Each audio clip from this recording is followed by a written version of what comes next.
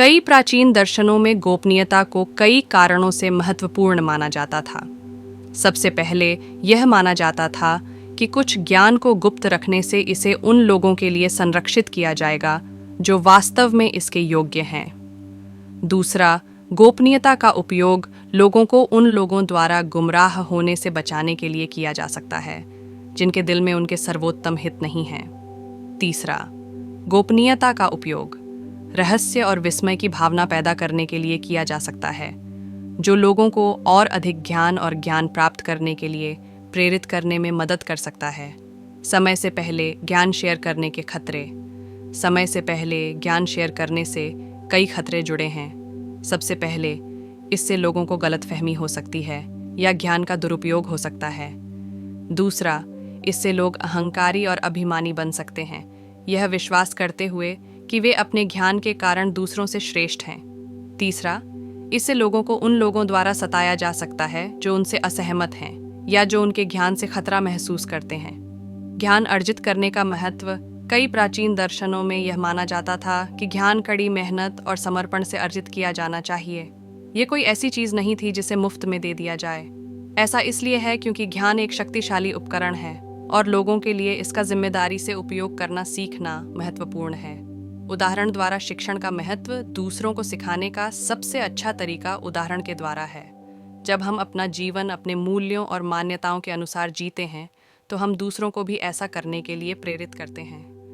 हम उन्हें एक जीवंत उदाहरण भी प्रदान करते हैं कि एक बुद्धिमान और दयालु व्यक्ति होने का क्या मतलब है। दूसरों को स्वयं सत्य की खोज करने की अनुमति देने का महत्व। प्रत्येक व्यक्ति को स्वयं सत्य की खोज करनी होगी। कोई भी किसी दूसरे व्यक्ति को उस चीज पर विश्वास करने के लिए मजबूर नहीं कर सकता जिस पर वे विश्वास करने के लिए तैयार नहीं हैं। सबसे अच्छा काम जो हम कर सकते हैं वह है दूसरों को वह जानकारी और उपकरण प्रदान करना जिनकी उन्हें स्वयं सत्य की खोज करने के लिए आवश्यकता है। अपने जीवन में कैसे लागू करेंगे? हम दूसरों के साथ जो शेयर करते हैं उसके प्रति सचेत रहकर और अपने स्वयं के ज्ञान के बारे में विनम्र रहकर इन पाठों को अपने जीवन में लागू कर सकते हैं। हमें उदाहरण के द्वारा दूसरों को सिखाने और उन्हें स्वयं सत्य की खोज करने की अनुमति देने के लिए भी तैयार रहना चाहिए। हम इनका उपयोग तात्कालिकता और खतरे की भावना पैदा करने के लिए भी कर सकते हैं। आगे आने वाले कुछ खतरों का संकेत देकर हम लोगों को उनकी सीमाएं से बांधे रख सकते हैं। कैसे बुद्ध और स्टोइक्स ने हर किसी को अपने रहस्य बताना बंद कर दिया। बुद्ध और स्टोइक दोनों गोपनीयता के महत्व में विश्वास करते थे। बुद्ध ने सिखाया कि कुछ ज्ञान को गुप्त रखा जाना चाहिए, जैसे अभिधर्म, जो शिक्षाओं का एक जटिल और समझने में कठिन समूह है। उन्होंने यह भी सिखाया कि कुछ लोग कुछ शिक्षाएं प्राप्त करने के लिए तैयार नहीं थे और यह समझना महत्वपूर्ण था कि हम अपना ज्ञान किसके साथ साझा करते हैं। स्टोइक लोग भी गोपनीयता के महत्व में विश्वास करते थे। उन्होंने सिखाया कि कुछ ज्ञान को उन लोगों से गुप्त रखा जाना चाहिए जो इसका दुरुपयोग कर सकते हैं। उन्होंने यह भी सिखाया कि अपने ज्ञान के बारे में विनम्र होना महत्वपूर्ण है और हम जो जानते हैं उसके बारे में हमें घमंड नहीं करना चाहिए। बुद्ध और स्टोइक दोनों ने अपने रहस्यों को हर किसी को बताना बंद कर दिया क्योंकि उनका मानना था कि उनकी शिक्षाओं की रक्षा करना और यह सुनिश्चित करना महत्वपूर्ण था कि उन्हें उन लोगों तक पहुंचाया जाए जो वास्तव में उनके योग्य थे। एक युवा व्यक्ति था जिसका नाम राहुल था। राहुल एक बुद्धिमान और दयालु व्यक्ति था, लेकिन वह हमेशा खुश नहीं रहता था। वह अक्सर सोचता था कि जीवन का उद्देश्य क्या है।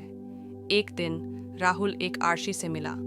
आर्शी एक बुद्धिमान और अनुभवी व्यक्ति थे। उन्होंने राहुल को बताया कि जीवन का उद्देश्य दुख से मुक्ति पाना है। आर्शी ने राहुल को एक गुप्त मार्गदर्शन दिया। उन्होंने राहुल को बताया कि इस मार्गदर्शन का पालन करके वह दुख से मुक्त हो सकता है और जीवन का उद्देश्य प्राप्त कर सकता है। राहुल ने आर्शी के मार्गदर्शन का पालन करना शुरू कर दिया। वह ध्यान और योग का अभ्यास करने लगा। वह अपने विचारों और भावनाओं को समझने की कोशिश करने लगा। धीरे धीरे राहुल को पता चला कि आर्शी का मार्गदर्शन सही था। वह दुख से मुक्त होने लगा और जीवन का उद्देश्य समझने लगा। एक दिन राहुल आर्शी के पास गया और उन्हें धन्यवाद दिया। उसने कहा, आपने मुझे जीवन का अर्थ दिखाया है, मैं आपका आभारी हूँ। आर्शी ने मुस्कुराते हुए कहा, मुझे खुशी है कि मैंने आपकी मदद की है, लेकिन अब आपको यह गुप्त मार्गदर्शन किसी और को नहीं बताना है। यह एक रहस्य है जिसे केवल उन लोगों को ही पता होना चाहिए जो इसके लिए तैयार हैं। राहुल ने आर्शी की बात मान ली। उसने गुप्त मार्गदर्शन को किसी और को नहीं बताया। राहुल ने अपने जीवन में आगे बढ़ना जारी रखा। वह एक बुद्धिमान और दयालु व्यक्ति बना रहा। वह दूसरों की मदद करने के लिए हमेशा तैयार रहता था। राहुल ने गुप्त मार्गदर्शन को किसी और को नहीं बताया क्योंकि वह जानता था कि यह केवल उन लोगों के लिए था जो इसके लिए तैयार थे। राहुल ने गुप्त मार्गदर्शन को दूसरों के साथ साझा नहीं किया क्योंकि वह नहीं चाहता था कि इसे गलत समझा जाए। हम सभी को इस बात का ध्यान रखना चाहिए कि हम क्या साझा करते हैं। हमें यह सुनिश्चित करना चाहिए कि हम केवल उस ज्ञान को साझा करें जो दूसरों के लिए फायदेमंद हो। एक बार महान ज्ञानी बुद्ध ने बताया, जो ज्ञान केवल अपने लिए है वह ज्ञान नहीं है। ज्ञान को केवल उन लोगों के साथ साझा किया जाना चाहिए जो इसके लिए तैयार हैं। गुप्त ज्ञान को गलत हाथों में जाने से रोका जाना चाहिए। ज्ञान को केवल उन लोगों के साथ साझा किया जाना चाहिए जो इसका उपयोग दूसरों की मदद करने के लिए करेंगे। गुप्त ज्ञान को केवल उन लोगों को ही देना चाहिए जो इसके लिए तैयार हैं। ज्ञान एक शक्तिशाली उपकरण है। इसका उपयोग अच्छे या बुरे के लिए किया जा सकता है। हमें यह सुनिश्चित करना चाहिए कि हम केवल उस ज्ञान को साझा करें जो दूसरों के लिए फायदेमंद हो। हम सभी को इस बात का ध्यान रखना चाहिए कि हम क्या साझा करते हैं। हमें यह सुनिश्चित करना चाहिए कि हम केवल उस ज्ञान को साझा करें जो दूसरों के लिए फायदेमंद हो। बुद्ध का मानना था कि ज्ञान एक महत्वपूर्ण उपहार है। ये हमें दुनिया को बेहतर तरीके से समझने और दूसरों की मदद करने में मदद कर सकता है। उन्होंने कहा कि ज्ञान को केवल उन लोगों के साथ साझा किया जाना चाहिए जो इसके लिए तैयार हैं और इसका उपयोग दूसरों की मदद करने के लिए करेंगे। वह यह भी मानते थे कि ये केवल उन लोगों को सीखनी चाहिए जिनकी ज़रूरत है। यह उन लोगों को सीखने के लिए प्रोत्साहित करता है जो वास्तव में ज्ञान को समझने और इसका उपयोग करने में सक्षम हैं। हमें किसी को बताने की आवश्यकता क्यों नहीं है? हमारा आंतरिक संसार एक पवित्र स्थान है।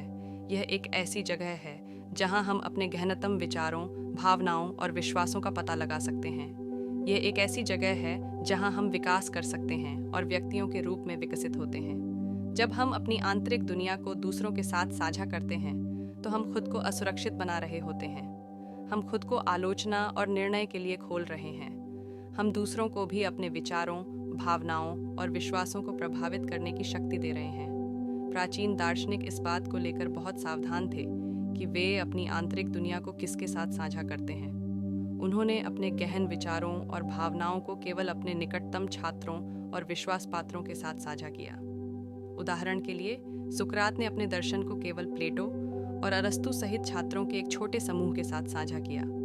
वह जानते थे कि उनका दर्शन हर किसी के लिए नहीं है और वह नहीं चाहते थे कि इसे गलत समझा जाए। मौन एक शक्तिशाली उपकरण है। इसका उपयोग चिंतन, मनन और ध्यान के लिए किया जा सकता है। इसका उपयोग विस्मय और आश्चर्य की भावना पैदा करने के लिए भी किया जा सकता है। जब हम लगातार बात कर रहे होते हैं तो हम खुद को अपने विचारों और भावनाओं को सुनने का मौका नहीं दे रहे होते हैं। हम खुद को अपने आसपास की दुनिया से गहराई से जुड़ने का मौका भी नहीं दे रहे हैं। प्राचीन दार्शनिक मौन को बहुत महत्व देते थे। वे जानते थे कि चिंतन और मनन के लिए मौन आवश्यक है। उदाहरण के लिए, ताओवादी दार्शनिक लाओ त्जू ने कहा, जिस ताओ को बोला जा सकता है वह शाश्वत ताओ नहीं है। उनका आशय यह था कि गहनतम सत्य को शब्दों में व्यक्त नहीं किया जा सकता। अपना ज्ञान अपने तक ही सीमित रखने से हमें अपने बारे में और अपने आसपास की दुनिया के बारे में गहरी समझ विकसित करने में मदद मिलती है। ये हमें शांति और शांति की भावना विकसित करने में भी मदद करता है। ज्ञान खतरनाक हो सकता है। इसका प्रयोग बुराई के लिए भी किया जा सकता है और भलाई के लिए भी। उदाहरण के लिए, बम बनाने का ज्ञान जीवन को नष्ट करने के लिए इस्तेमाल किया जा सकता है। लोगों को हेरफेर करने के ज्ञान का उपयोग उन्हें नियंत्रित करने के लिए किया जा सकता है। प्राचीन दार्शनिक ज्ञान के खतरों से अवगत थे। वे इस बात को लेकर सावधान थे कि उन्होंने अपना ज्ञान किसके साथ साझा किया और कैसे साझा किया। उदाहरण के लिए, यूनानी दार्शनिक प्लेटो ने द रिपब्लिक नामक एक संवाद लिखा जिसमें उन्होंने ज्ञान के खतरों पर चर्चा की।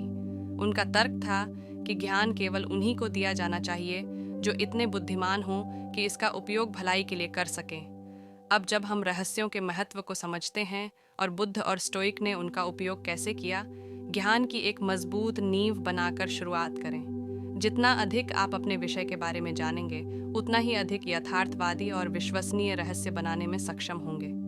अपने शब्दों पर ध्यान रखें। इससे पहले कि आप कुछ कहें, इस बारे में सोचें कि क्या यह कहना आवश्यक है और क्या यह कुछ ऐसा है जिसे आपको अपने तक ही सीमित रखना चाहिए। अपनी बॉडी लैंग्वेज के प्रति सचेत रहें। आपकी शारीरिक भाषा उतना ही संवाद कर सकती है जितना आपके शब्द। सावधान रहें कि अपने चेहरे के हाव भाव से कोई रहस्य उजागर न करें। सावधान रहें कि आप किस पर भरोसा करते हैं। हर कोई आपके रहस्यों को जानने का हकदार नहीं है। इस बारे में चयनात्मक रहें कि आप उन्हें किसके साथ साझा करते हैं। अपने रहस्यों को संग्रहित करने के लिए एक सुरक्षित स्थान बनाएं। मन पर भरोसा रखो। गोपनीयता बनाए रखना कठिन हो सकता है, लेकिन ये याद रखना महत्वपूर्ण है कि आपके रहस्य महत्वपूर्ण हैं। इन टिप्स को अपनाकर आप अपने रहस्यों को सुरक्षित रख सकते हैं। अगर आपको यह वीडियो पसंद आया है तो कृपया इसे अपने दोस्तों और परिवार के साथ शेयर करें और ज़रूर ही हमें कमेंट्स में बताएं कि आपको किस तरह के टॉपिक पर वीडियो चाहिए।